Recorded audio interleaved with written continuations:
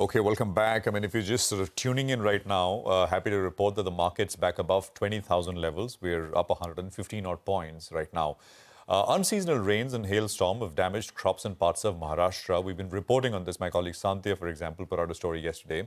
State government's early estimates suggest that crops spread over 50,000 hectares have been damaged. Onions, grapes, mangoes and pomegranates are amongst the worst affected crops.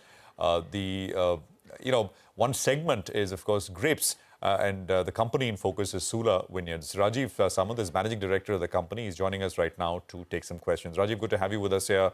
Thank you very much for your time. Prashant this side. Could you begin by telling us your assessment of the damage that unseasonal rains have caused? What is the cycle? I mean, I thought the harvest cycle was Jan to March, right? So how does this impact you? Good morning to you, Prashant, and your viewers. So I would like to say that the media attention that has focused on this unseasonal rain has been a bit blown out of proportion. So as you pointed out, our harvest is only January to March. And I'm very happy to say that in our case, specifically Sula's case, there's absolutely zero impact on our sourcing and on our business. So in our case, we are fully aware that unseasonal rain events happen all the time. And so we've already taken some precautions. We always have a buffer harvest. And this time we're looking, in fact, at a bumper harvest going to happen in early 2024. So even if you lose a small amount of grapes in these unseasonal rain events, at the end of the day, it doesn't have an impact on us in the bigger picture. So there's been a very small impact in certain pockets, especially where there were hailstorms in certain parts of eastern Nifad, which is very localized. But I want to talk about the flip side, which is that we've had rainfall deficient districts and talukas, which have gotten a much needed water boost from this. So specifically our Dindori taluka, one of our brands is called Dindori. We were looking at a deficient monsoon there, and this has been very welcome rain. So that flip side of it has not been talked about at all. So it's looking good overall. When you, Rajeev, talk about a bumper harvest, two things. One, what is the sort of planting cycle and how long does the crop take? That is one. The harvest is, of course, Jan to March. And when you say bumper, could you put some numbers to it? What's the expectation? So generally from the time you plant, it takes about 2.5 years to get a full crop. After that, your vine stays viable for 15 years after that. So after 15 years, then you have to replant. That's the way it works with grapes.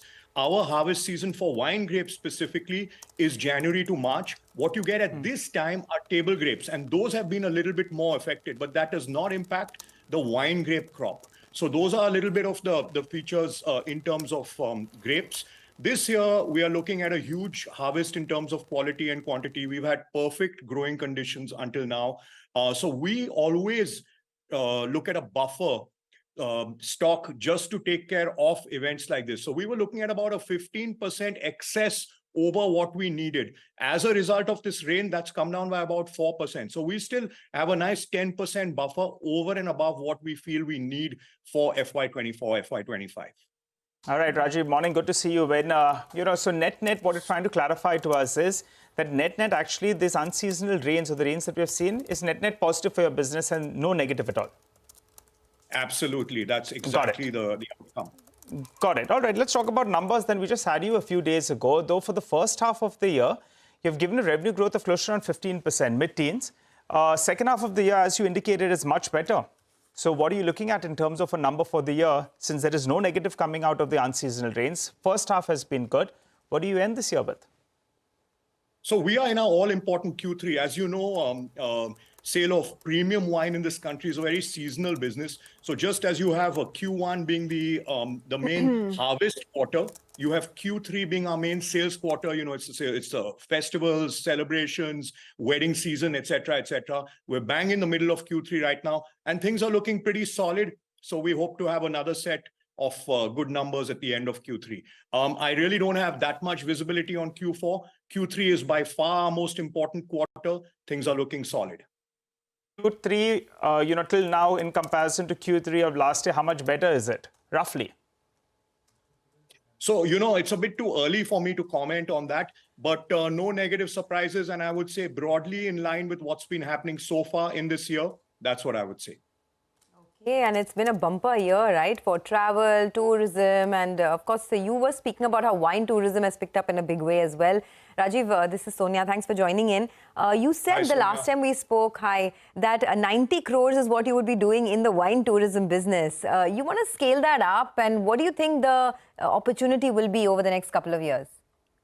We absolutely want to scale that up. We have some new venues, in fact, coming in this financial year itself. It's a very exciting business for us. And the most important thing is that everyone who comes here wants to drink and wants to buy our most expensive wines. That's a trend that we've always noticed. So we realize that, in fact, today we really close at about 1,500 rupees a bottle.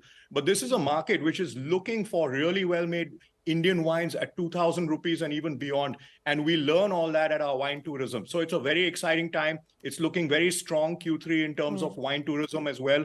So really no negative news today from my side. Things are looking good. So can you give us what was the occupancy at your resort in Q3 and what is the expected ARR?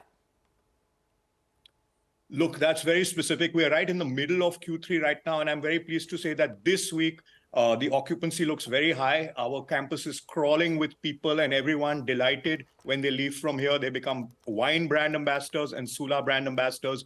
But occupancy is looking very solid. Of course, November, December, typically these are our most busy months. And this is no exception this time. Okay, all right, Rajeev, thanks so much for stopping by. I think the street is hearing what you had to say. Yesterday, there was some pressure on the stock, but post that clarification, the stock has moved to the high point of the day. You're sounding optimistic, but it's shorting a little, stopping a little short of numbers. So maybe next time around, you could give us a guidance for the year as well as how do you see things pan out. For the time being, things looking up for you.